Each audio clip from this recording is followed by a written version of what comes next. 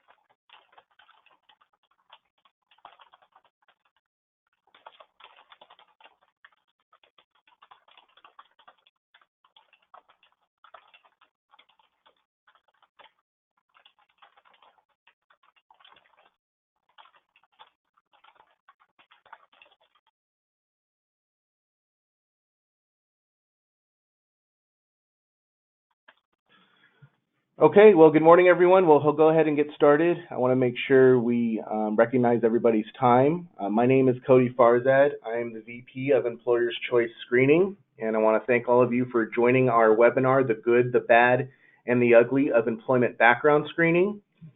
Before we jump into it, I have a special treat for all of you that are attending, and I purposely didn't put this in the webinar invite, but we are joined by Ms. Shannon Jenkins, who is a partner with the law firm of Treadway, Lumsdaine, and Doyle, affectionately known as TLD Law.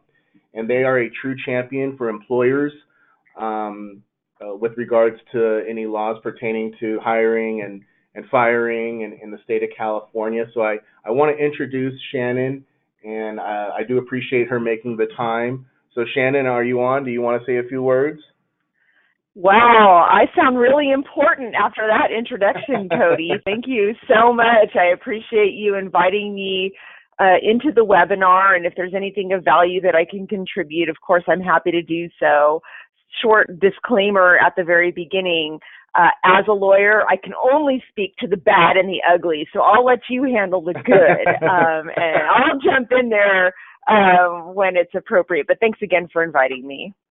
Absolutely, and thank you for joining us, Shannon. So a few housekeeping items. I do have a whole planned hour planned out, but if you guys do have questions that come up during the webinar, please go ahead and utilize the chat feature that you see in the lower right-hand corner of your monitor. Everyone should see my monitor. If anyone doesn't see my monitor, utilize that chat feature and let me know if you're having any kind of technical issues. You could also email me with any questions or concerns, and we'll go ahead and get started. At the end, I'll provide contact information for us again, so you can reach out to us if you guys have any questions offline. So let's go ahead and get started. And here's our disclaimer. So again, the information provided in this presentation is for information purposes only and not for the purpose of providing legal advice. It should not be relied upon. So of course, we have to have this up front. Get the boring, sleepy stuff right out of the way, and now it's going to be on and running. Here's us, Employer's Choice Screening. We are a nationwide consumer reporting agency, provide everything from criminal backgrounds, drug testing, employment verifications, physicals, kind of tailor it around the employer's positions, background screening policies. We, again, provide nationwide coverage for background checks. We do have a robust online portal that's able to integrate with applicant tracking systems. We are accredited through our trade association, and we've been doing backgrounds for about 15 years now. So that's enough commercial salesy part of the presentation because I know you guys aren't here for that. The good. Let's start with the good stuff first. Usually you want to hear the bad news first, but I think in the spirit of things, we want to look at the good stuff first. So most importantly, the first thing employers, and I may refer to them as employers or end users, Shannon, kind of one and the same. So anytime an end user or an employer is going to decide to implement employment background checks and utilize a competent and compliant employment background screening company, they really need to have a policy in place. Just like they have an attendance policy, they have a wage and hour policy, they have a vacation policy. It's extremely important to have a compliant employment background screening policy. And what the policy speaks to is specifically why the company does background checks, who is subjected to background checks, what type of background checks are going to be done on certain individuals with certain different positions within the company. For instance, if you have any safety positions within the company that's regulated by either California or federal law, then drug testing would be done on those individuals. If you hire accountants or financial people that are going to be handling fiduciary responsibilities or have access to personal identifiable information, we might do a credit report on them. Drivers, if you have any drivers that are going to be making deliveries or are going to be on the company's insurance or regulated by the Department of Transportation, it's extremely important to put that position down there too, because again, it could eliminate any kind of claims of discrimination. Why was my credit report ran and John's credit report wasn't ran? Well, you're in an accounting position and have access to certain personal identifiable information, and that's why John is a driver and not have access to that personal identifiable information, but they are going to be doing a driver's history search because of the driving role that it would have. The policy should also speak to certain federal and state laws that the company complies with. We'll dig more into ban the box and fair chance and salary history bans, but if you're in the state of California, or I like to call it the People's Republic of California, you really have to make sure you know where you're located if you operate in multiple locations throughout the state, so that you have documented certain regulations, regulators like the FCRA, the Fair Credit Reporting Act, which is enforced by the Federal Trade Commission and the Consumer Financial Protection Bureau. You have Ban the Box and the Fair Chance Statewide Act that's regulated by the Department of Fair Employment Housing. So it's extremely important to have in your policy that you comply with certain state and federal laws. And then what type of employees are subjected to screenings? Obviously, you should treat everybody the same way when doing background checks. If they're going to have contact with your clients just as a regular employee would, the background check, the results, the disclosure and authorization, the applicant dispute should all be the same. Because in the end, if litigation does happen, even though the FCRA states it's for employment purposes, they could potentially have a right to sue based on providing inaccurate information or anything like that. Do you want to mention anything about that, Shannon, on policies, on background screening policies? No, what I will say is when you said that there is supposed to be a policy, actually, and you may have already said this, it should be a written policy.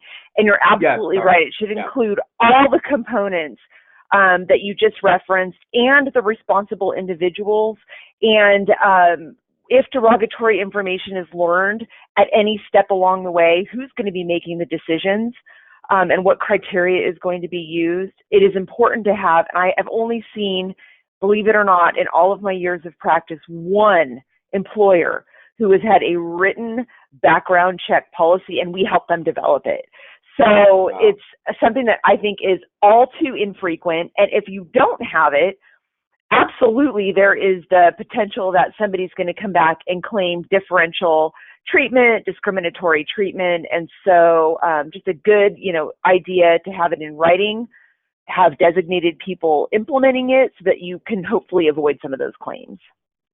Thank you. And then obviously revisiting it probably on an annual basis, just like any other policies, to see if any laws have changed. And, it's also a good idea, guys out there, to get a complete idea of what your background screening vendor is actually providing to you, and you dictate what you want the background screening vendor to provide. Obviously, their job is to keep you in compliance, but if you have certain requirements, it's not a cookie cutter, not one background check is the same. Make sure you have complete transparency with your background screening vendor and exactly knowing what you're getting from them so that it complies with your policy. So thank you for that. Well, and then let me just say one more thing on that. In terms of due diligence, I mean, it's one thing to get your written background check policy in place and know that you have that.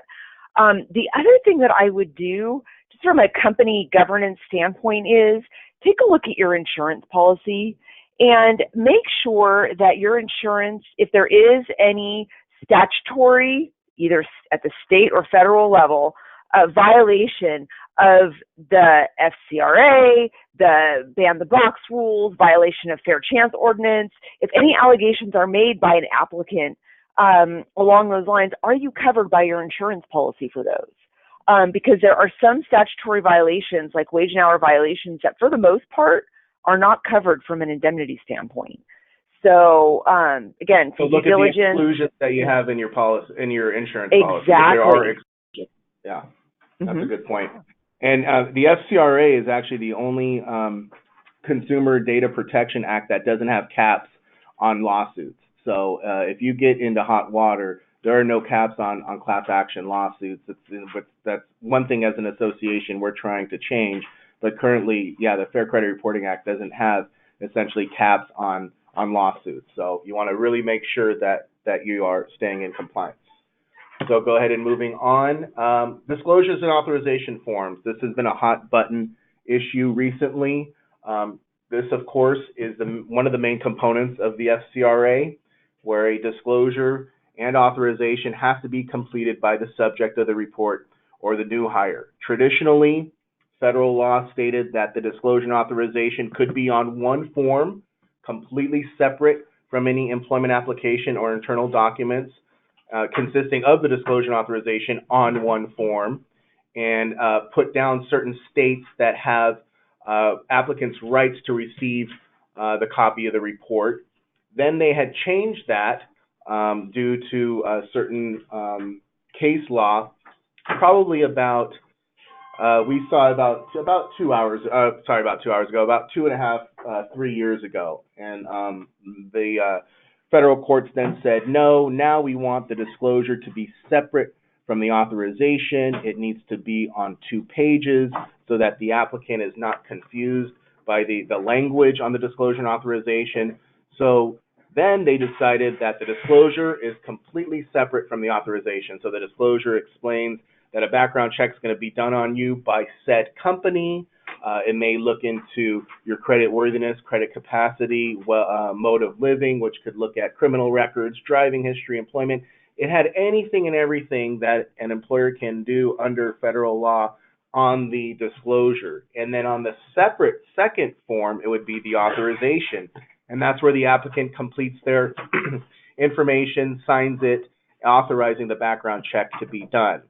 Now, about a month ago, the 9th District Court here in California took it a step further, and now there can be no mentions of any state law on the federal disclosure and authorization form. So like I mentioned before, traditionally, the FCRA disclosure and authorization would have a section for California, New York, Minnesota, Oklahoma residents to check a box, granting them a copy of the background check once the report is completed, whether they're hired or not.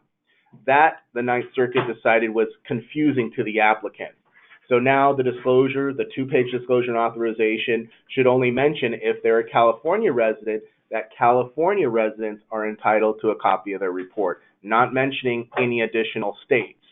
So that's a huge turning point and revising the disclosure and authorization. So if employers are using paper forms, well, now you went away with the 1-page, then you created the 2-page. Now you have to revise that 2-page to eliminate any additional states that your applicants don't reside in.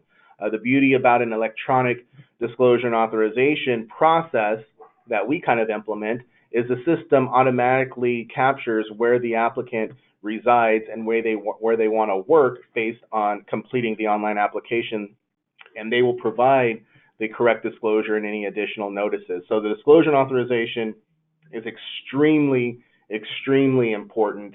I've seen employers be sued just for technical violations on the disclosure form, not having that checkbox, having extraneous language, having a release of liability.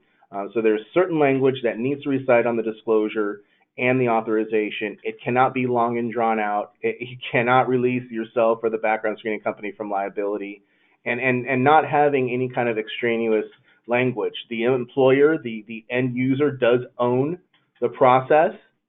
The background screening company can provide a sample compliant disclosure and authorization, but the FCRA explicitly states that end users are responsible for getting the signed disclosure and authorization. And at the beginning of this year, Delta Airlines had to pay upwards of $2.6 million for not having a compliant disclosure and authorization form. So it's a very important document. That's what needs to be given to each person when a background check is going to be done on them, but making sure it's a 2-page form, the disclosure is separate from the authorization, and if it does mention state law, it's only the state that the applicant, would reside in. Okay, so Cody, I have 2 questions from that. So let's say you're a California-based company and you have a sales person who you employ in New York. When they're a New York resident and they want to work for your company, they'd be working from a base in New York. Which form applies in terms of the background check rules? If they are residing in New York and they're going to be employed or be working in New York, then they would need to receive the disclosure and authorization that would only mention New York residents are entitled to receiving a copy of the report from the employer, and that comes directly from the employer. Okay, even though the employer would be California-based. Correct. Now, on the report for that California-based company, it would have the California disclosures because they have to have that on the report to comply with California law. But as far as the applicant disclosure and authorization, it would be the mention of the New York residents being able to receive a copy of the background check. Okay, and your automated system would capture both of those things. Exactly. So it needs to, again, because it's important, because there's certain, and when we get to ban the box, it's all over the place. So, for example, in the state of California, you have the statewide ban the box law, but you also have San Francisco and LA that have their own Fair Chance Act and ban the box law. So our system says, okay, you want to work in New York and you're going to reside in New York. The only disclosure and notice that needs to be provided is, for instance, the Article 23A. So our system really takes it on a case-by-case basis and will only provide the specific disclosure based on where the applicant says they want to work and where they reside. Got it. Okay. And then I know there's been a lot of activity, at least here in the state of California, with regard to payroll companies and payroll companies vis-a-vis the employers that utilize them, and who is responsible if there's wage hour violations that show up on a pay stub. Right. And the court has clearly said it's not the payroll companies, we're just processors. Is the same thing true with background check companies? Well, background screening companies, obviously you need to be looking at the service agreement that you have with your background screening vendor and obviously have a mutual indemnification. If the background screening company was negligent or willfully wrongdoing in providing the information, they would cover the employer. Conversely, if the employer was negligent in the hiring of the person or providing inaccurate information to the background screening company, they would be held liable. So currently, it kind of depends on who violated, the federal or state law.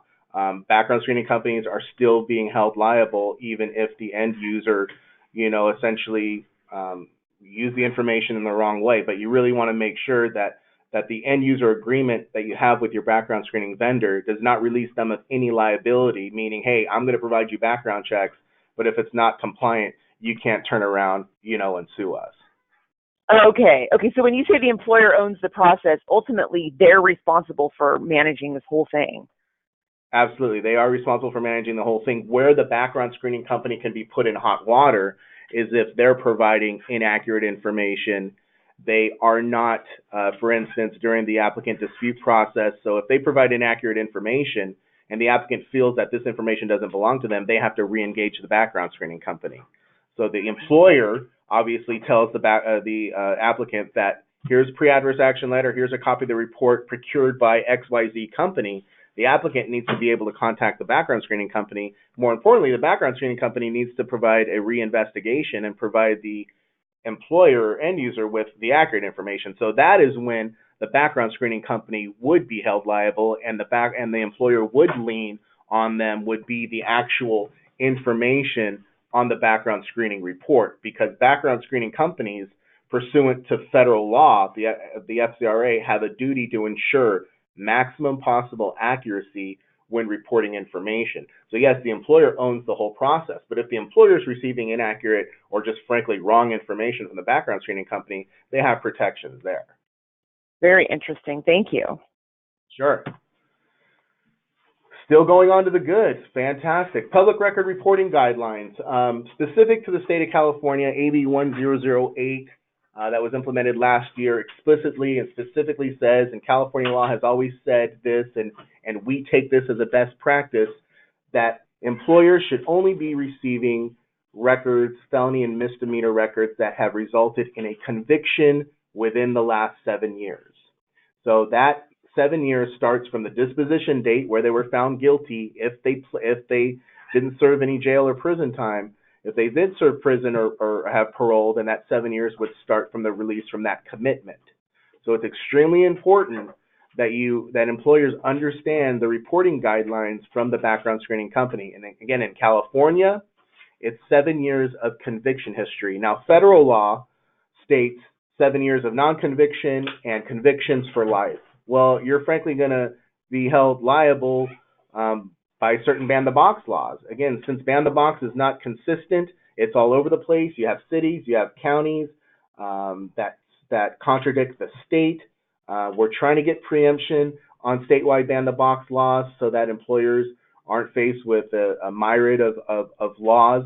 But again, if your applicant lives in a jurisdiction that has ban-the-box or a Fair Chance Act, you would be best a company tell your background screening vendor that, hey, we only want to receive convictions, felony or misdemeanor records that have resulted in convictions within the last 7 years. Point blank, consistent across the board, so that you are using the most up-to-date and accurate information and complying with federal and state laws. County level searches. I'm always being asked, is there a nationwide criminal search that captures information from every single county in real time? That doesn't exist. And due to reporting privacy, and I get all of that, there's not going to be a real-time, up-to-date search that's going to capture information from over 3,500 counties nationwide.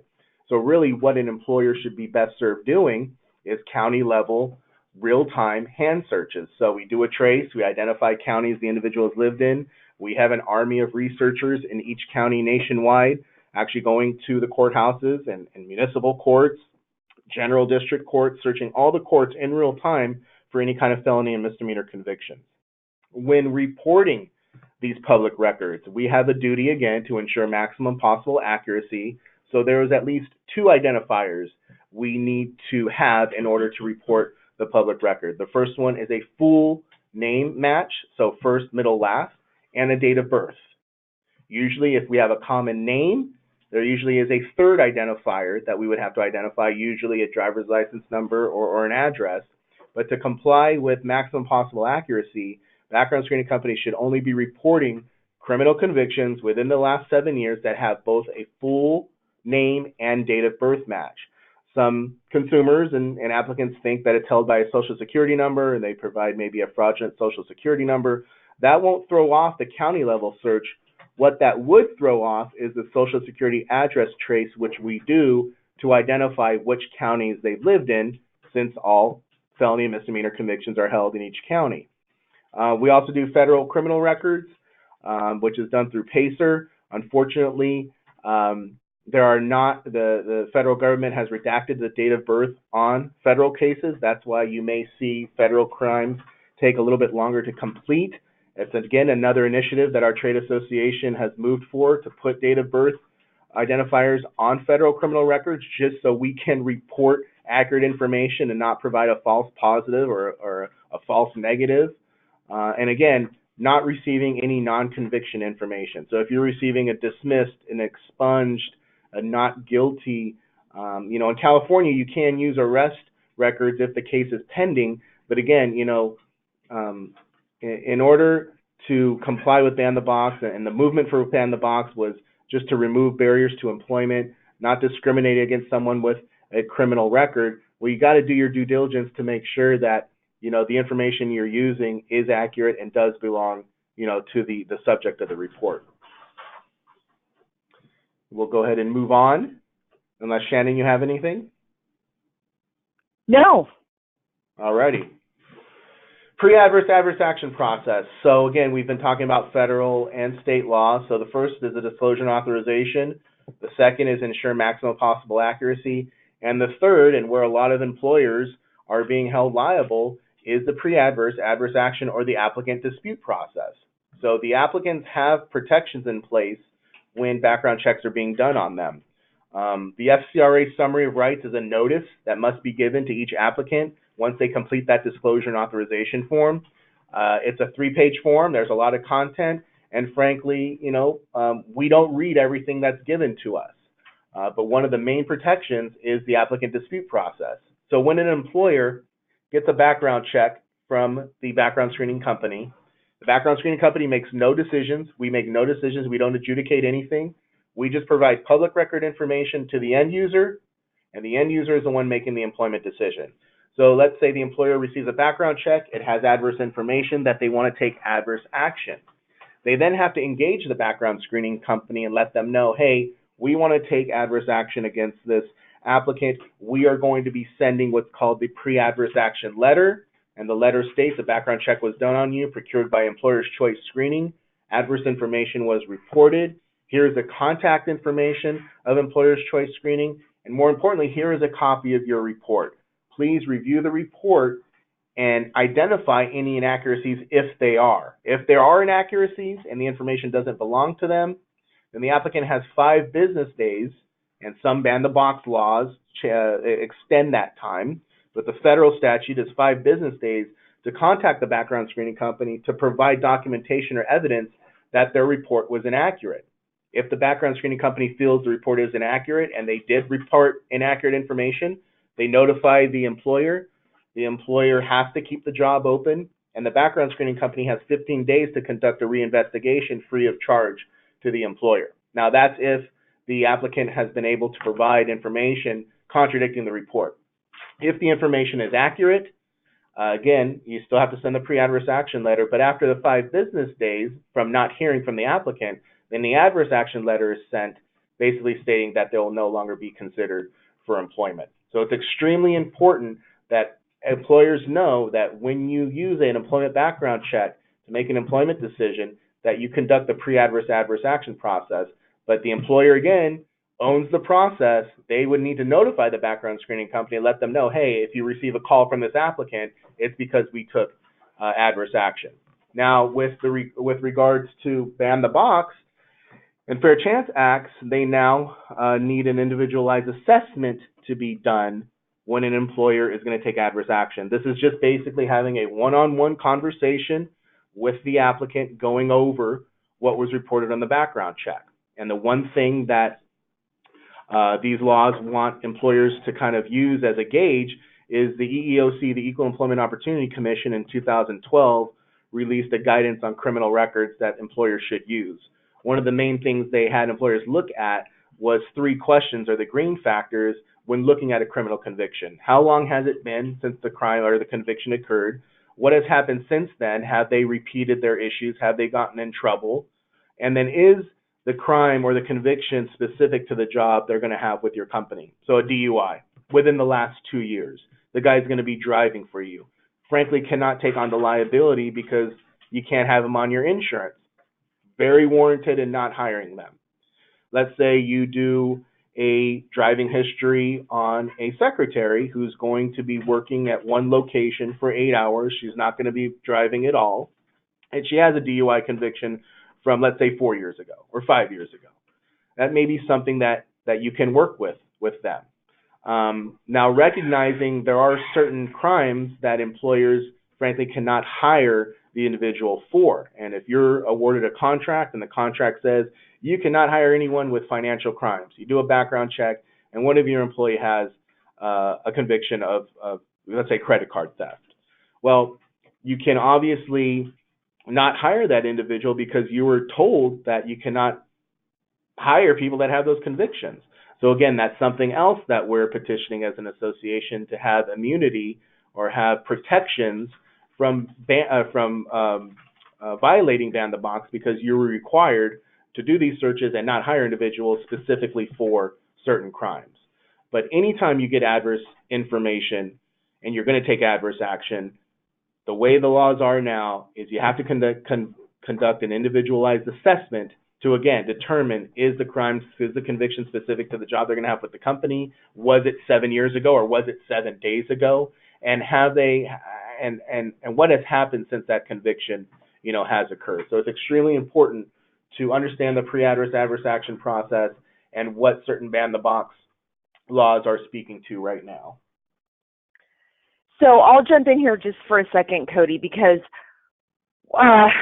one of the considerations that you're going to want to make as an enterprise early on as it relates to background checks is unless you're committed to this process, there's no point in doing it.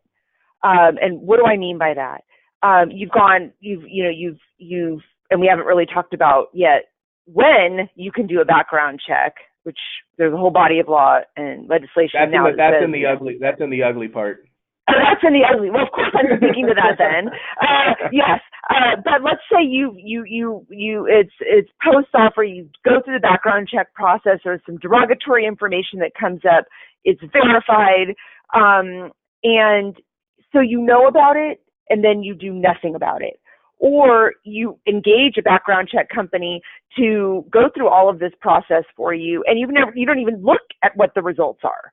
There has got to be a commitment at an organizational level to review this information, have somebody who is skilled consider these green factors, and then act on the information, and make some of these hard and tough decisions. Because otherwise there's no point in going through the process just so you can say that you did it on paper. You agree, right, Cody? Somebody has to be designated for that. Yeah, you just don't want to check a box. You really want to see the value in doing these background checks, but also comply with the entire process. And engage your background screening company. We do these webinars. We do newsletters. Shannon does a great job of doing legal updates with her clients. And that's the value we bring to our clients, is we're making them aware of the fluidity of our industry. So by all means, review your processes, but, also engage your background screening company, and see what it is that's what's out there that's new. Are they staying in compliance? Because how are they going to keep you in compliance if they're not educating themselves? So that's a good call out, Shannon. Still on the good here. Actually, I want to do a poll. I have about 3 poll questions here for everybody out there.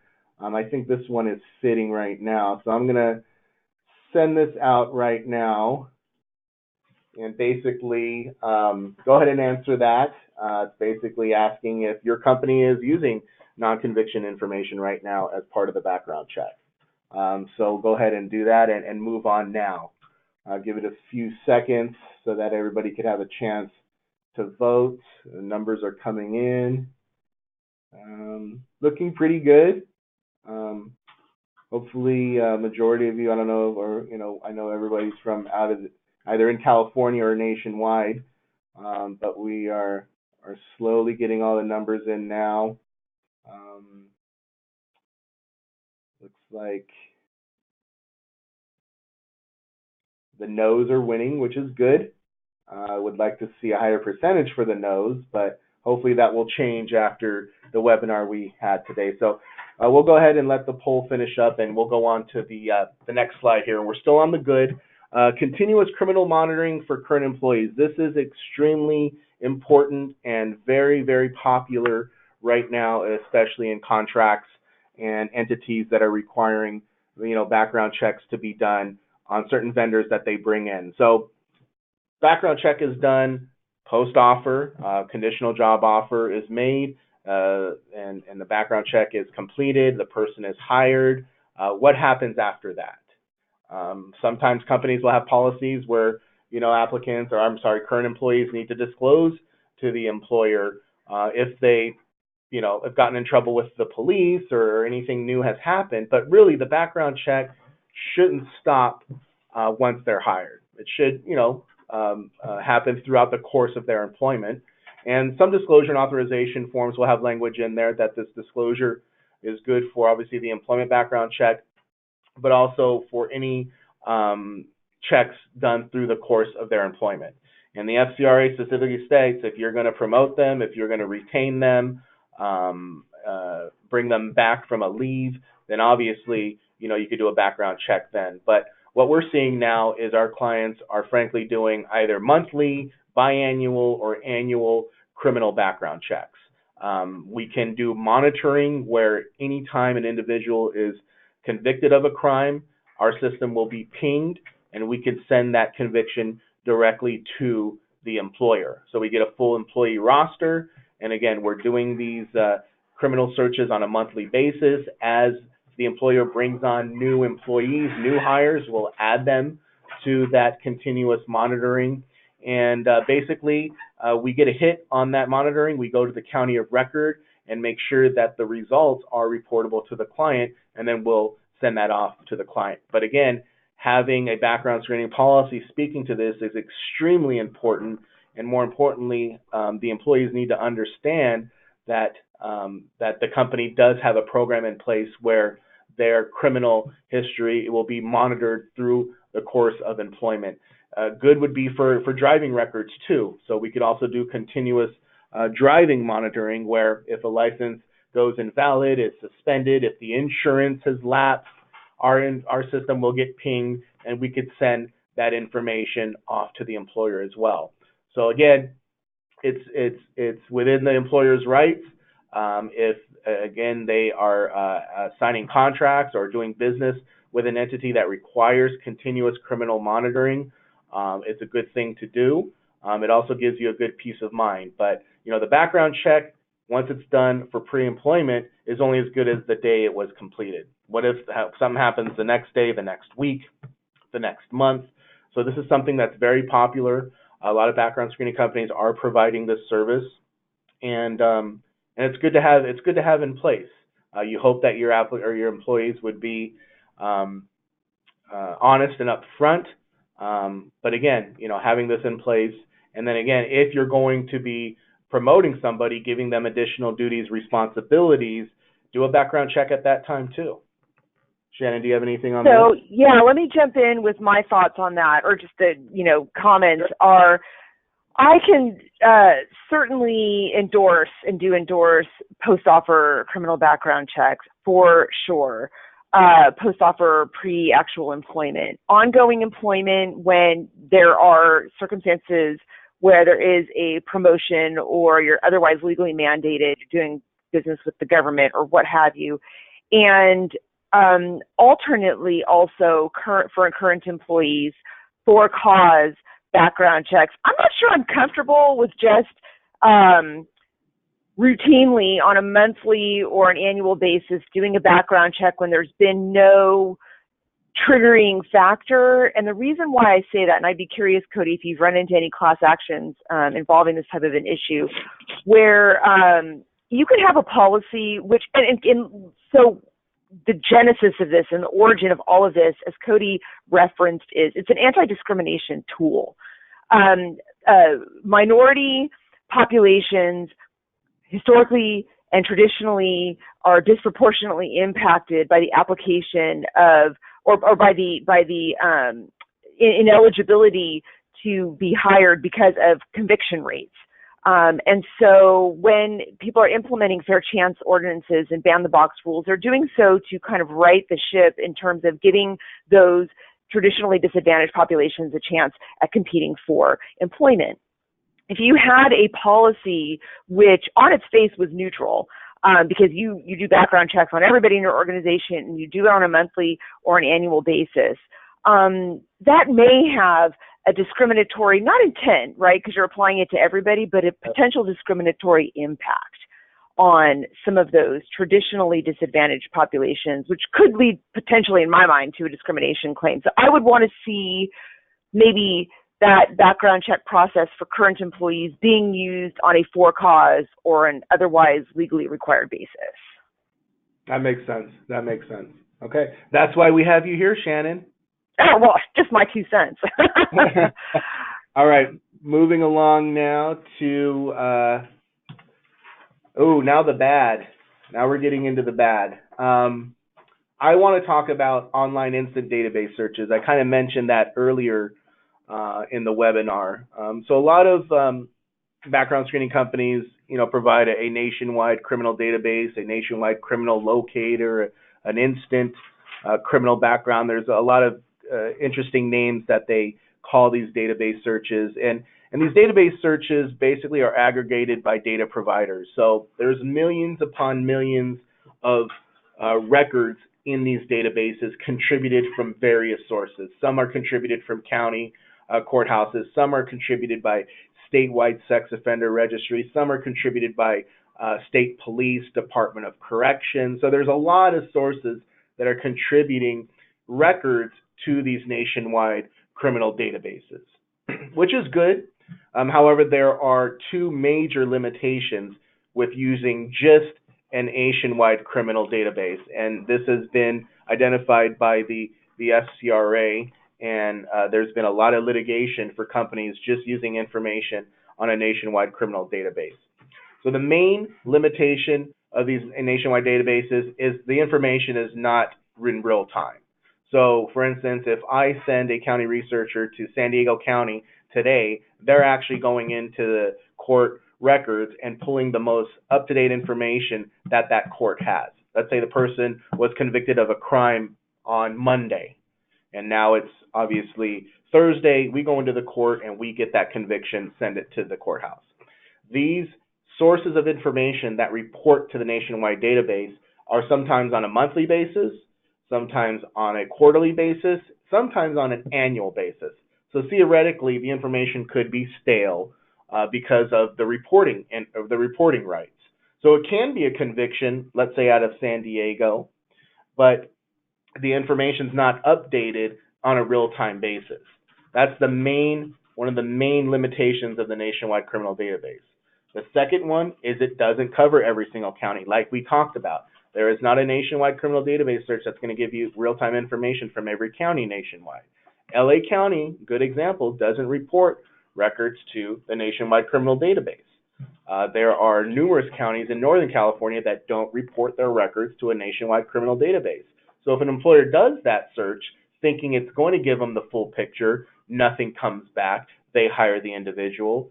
God forbid the individual either assaults an employee or steals or has a sexual harassment case. It's going to be because that employer did not do a compliant, due diligent background check because the person lived in LA County the last 7 years, and LA County does not report their information to a nationwide criminal database.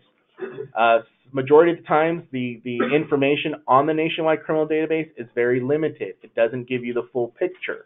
It will, let's say, give us a name match and not a date of birth match. So we actually have to go into that county, do our research, pull that case to determine if, in fact, it does belong to the applicant and provide it to our employer. We just don't get information from the nationwide criminal database and pass it on to the employer.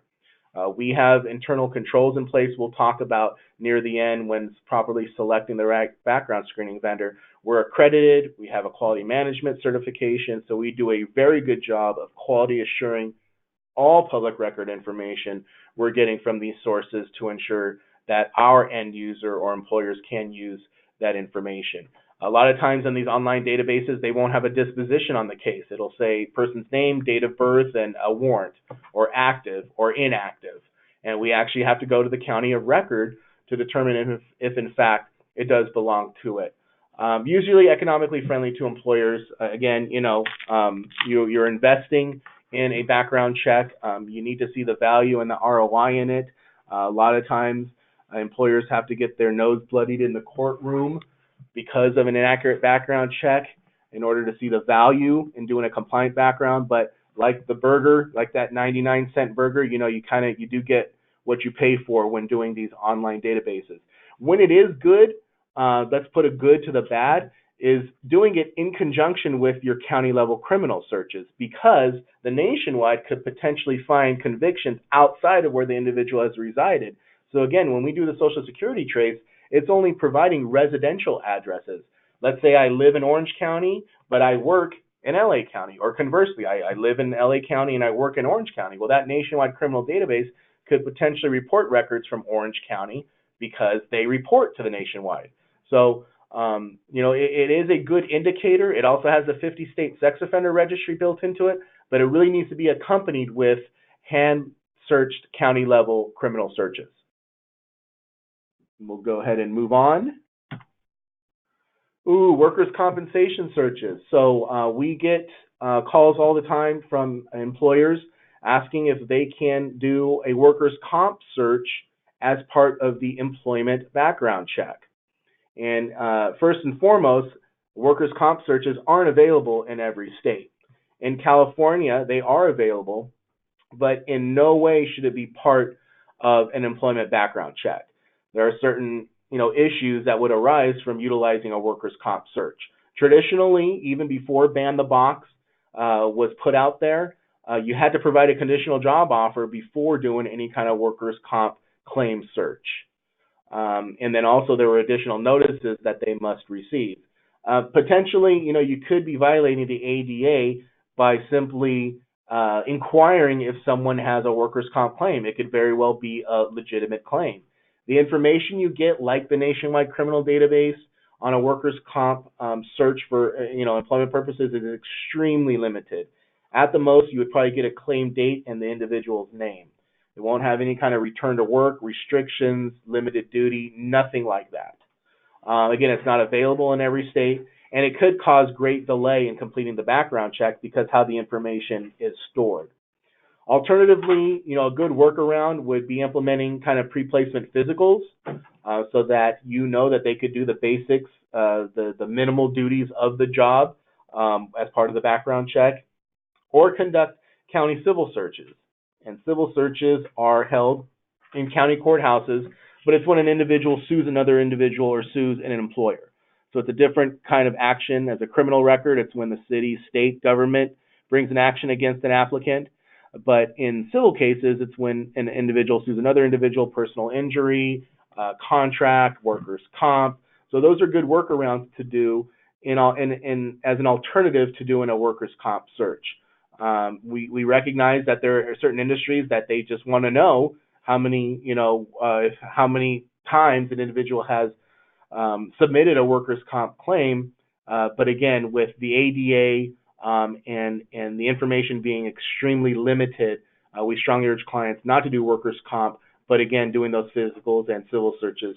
Shannon, I'd love your take on this. Oh my gosh, you nailed it all 100% on the head. Just because you can do it doesn't mean you should do it, and I am with you. You're right. Really, the way you would handle it, just like you said, would be a post-offer pre-employment physical.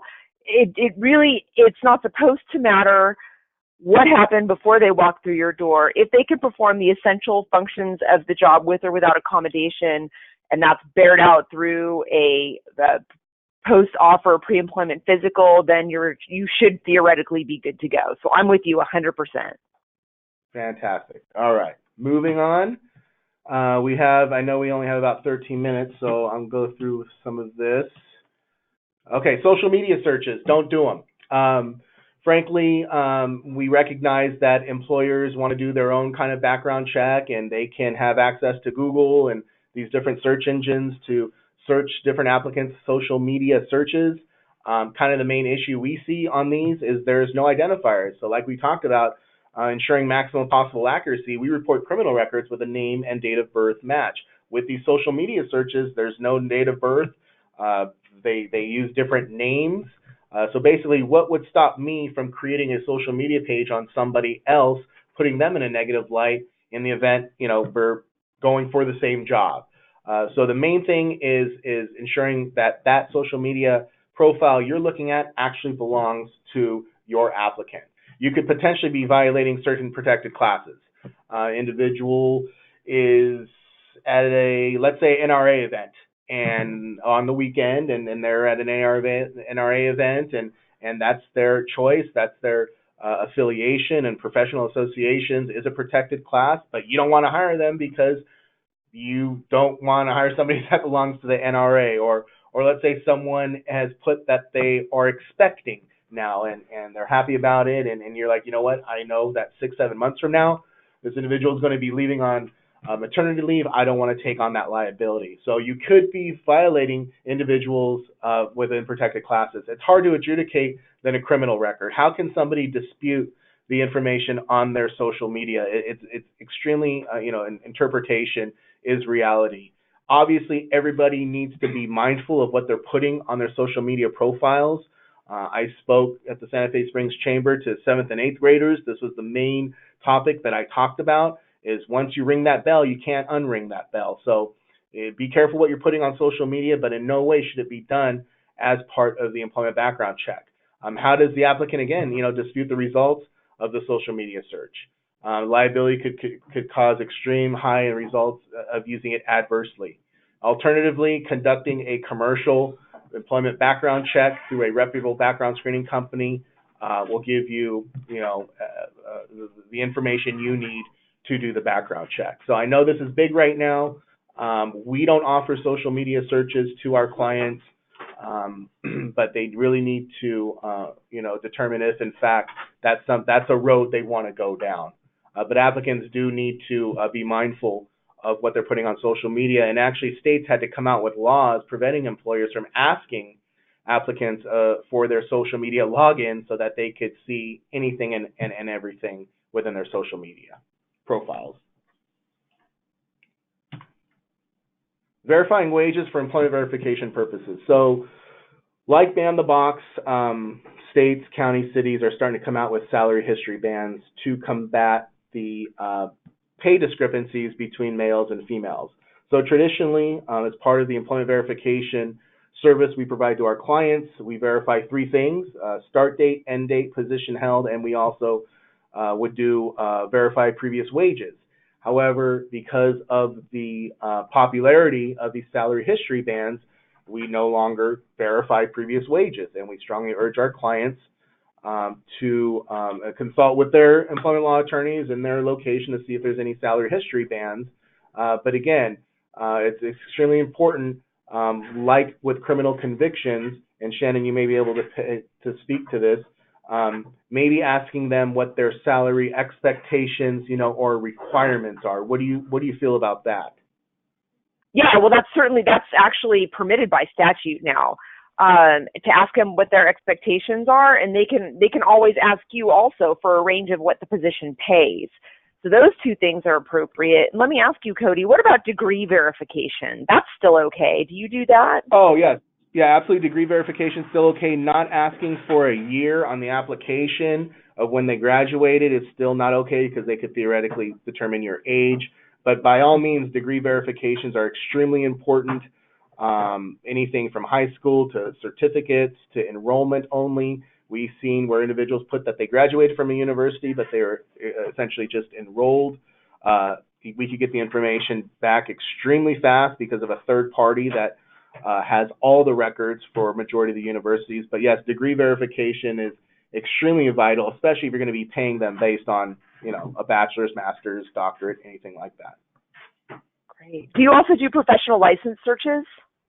We do professional license verification. We go straight to the governing body that issued that license. It'll give us disciplinary actions, obviously, if it's valid, expired, and that's a very easy search as well, depending on the industry or the license.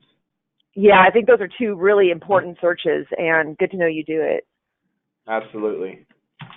All righty. Not doing background checks at all, that's extremely bad. What is the cost of not doing a background check?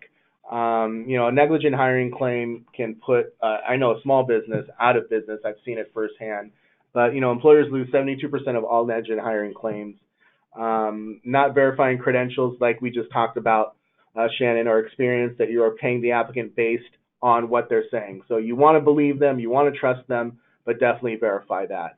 And employers have a duty to promote and foster a safe workplace for clients and employees. How can this be achieved when you have no idea what the risks the new hire poses without screening them? So let's do another poll real quick. I'm really excited about these. This one has to do with applicant disclosures. Are you using a paper or an electronic form? This kind of goes back to the compliance end on federal law. And depending on where your applicant resides, where they're going to work, how compliant can a paper form be? It's only as good as the date it was, revised. So looking forward to these results as well. Coming in. Okay, so more people are using the paper form. And again, the employer is owning that process. So the disclosure and authorization, where you have it, whether on paper or electronic, is definitely owned by the employer. So we'll go ahead and move on in the event of time. Now we're going on to the ugly stuff. So employers being sued for violating the FCRA. This is still a major topic. I mentioned technical violations. Employers are still being held liable for. And we talked about proper disclosure forms, not having a release of liability, having it on 2 pages, now making sure there are no additional states as part of the disclosure and authorization form, using accurate information, making sure you're receiving only convictions within the last 7 years, that it's obviously identified by a name and date of birth match. Don't rely solely on database searches. And then recognizing the pre-adverse adverse action process, and you got to do it. Whether you're going to hire the individual or not, you've got to make sure that you're doing the individualized assessment, you're giving them an opportunity to review the report, you're engaging your background screening company to let them know you are taking adverse action so they could be aware if they're going to be contacted, and having those 3 questions in mind. How long has it been since the crime occurred? Is it specific to the job they're having? And what has happened? What has happened since then? Delay in completing reports. On average, background reports should take anywhere from 24 to 72 hours in most cases. Depends on the component of the background check. Drug testing, you would need to make sure that if you're doing lab-based testing, your applicant is actually going to the clinic and getting the drug test done. We put expiration dates on our chain of custody forms. That form is active for 24 to 48 hours. If you don't go within 1 to 2 business days to get the drug test done, we'll consider you non-responsive and won't consider you for employment because you essentially didn't want to get the background check completed. Employment and education. If we're contacting an employer who, let's say, is out a week because of a holiday, or the HR person is not there, they're on vacation. If a school is in the summer or breaks, we frankly can't get that verification because we're calling them to verify the information. We can't do that if the employer is either not in business or closed, or the school is out for a certain vacation time. That could cause delays. But really engage your background screening company. We provide reports, status reports on anything outside of 72 hours, and provide a reason why those reports are taking so long.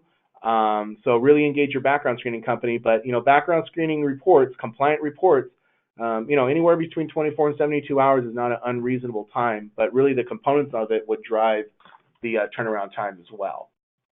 Hey, Cody, I'm not sure if it's just my computer, but the screen is not advancing. Oh, okay. Let me close this. There you go. Thank you for that. Sure. Balancing medical, recreation, marijuana laws. So this is like social media searches and continuous criminal monitoring. This is big as well. So we do have certain states out there that have passed recreational laws. A lot of states have medical laws.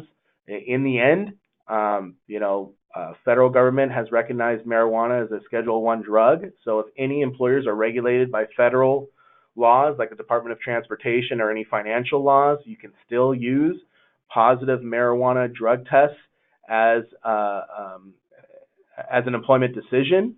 Again, it's really hard to determine if an individual is under the influence or they are intoxicated, because obviously the drug test reaches certain nano levels to trigger a positive test. But again, identifying your safety positions to your non-safety positions, but employers can still use positive marijuana drug test results if, again, the position requires any kind of safety duties or it's mandated by, the DOT or any kind of federal agency. What we see is a lot of employers are omitting marijuana from those non-safety positions. So again, doing the drug test and just omitting any kind of marijuana results. I have seen some, and this would be a question for Shannon, some reasonable accommodation on the East Coast for medical marijuana carrier, nothing on the recreational side, but again, keep in mind it's still a Federal One drug, and if you have a 100% drug-free workplace, you can still use those positive tests. But Shannon, I would yeah, absolutely. Yeah, you're entitled to continue to maintain a zero tolerance drug-free workplace. You know what I'm finding though is that people are saying that they're having a hard time recruiting because so many people utilize recreational marijuana. And if you're going to have a zero tolerance policy, obviously that's going to be that's going to make you ineligible for employment. So I have seen employers to an increasing degree backing off of the marijuana use issue entirely. Good to know. I'm glad that you brought that to light. Incompetent and non-compliant background screening vendors. Again, if you're going to be paying someone to do these background checks, making sure you're getting the most value and the most ROI. The National Association of Professional Background Screeners is the only trade association dedicated to background screening companies. We are not only a founding member, but we are accredited. So the NAPBS has a third-party auditor that comes into our offices and puts our whole process under the microscope, how we handle data security, protection for applicants' personal identifiable information, our reporting requirements, how we handle customer-client disputes. So we're accredited through NAPBS, and also majority of CRA service agreements. Look at those service agreements, make sure there's no release of liability or one-sided indemnifications. Know what your background screening company is going to provide to you. Recognize that they comply and know about federal and state laws. What kind of ordering systems they have in place. Is it password protected? Do they have a multi-factor authentication? How are they providing the reports directly to the consumer? So we have a robust online portal that we engage the applicant through the whole process. We have the employer, the applicant, and ourselves in it together through the whole process, from the disclosure to reporting the convictions to the applicant dispute. And we're in California, as is Shannon, so we're kind of held to a different standard than the rest of the U.S., but really understand what your background screening company is going to do for you. And sorry, Shannon, anything on that? No, Cody, I think you covered it. Okay. Here is a kind of sample background screening policy, kind of a matrix. You can kind of list different criminal convictions, drug tests, credit reports, and how you would vet them, how you would grade them, a scorecard, if you will. Again, this comes from the employer side. This is something they own, but I kind of like to show this as a kind of a sample matrix. Green, yellow, red, depending on the type of years, how long has it gone back. This kind of speaks to the EEOC's green factors. So this is kind of a good visual on what a matrix can look like. Takeaways, confirm compliance with federal and state law, ban the Box Fair Chance Act, validate your third-party vendor as procuring compliant reports, do those individualized assessment when receiving adverse information, implement a background screening policy, and, trust your applicants, but verify them. When you ask them about previous criminal convictions, that's their chance to be honest. If they tell you one thing and that's the only thing that comes up on the background, they have good integrity. If they say nothing is on my background and something comes up, you really want to start the employer-employee relationship, off on a lie. So extremely important for transparency and clearance and disclosure to the applicant. That's it. We ran a little bit over. I do apologize. Here are our information. Again, Shannon, thank you very, very much for making the time. I know you're extremely busy, but again, Shannon is a champion for employers and really does an excellent job, and her firm does an excellent job in helping out clients that we've sent to them as well. So we'll have this webinar up on our website in about probably next Monday. If any of you want the PowerPoint individually, let me know. There'll be a survey afterwards that I hope you guys can complete.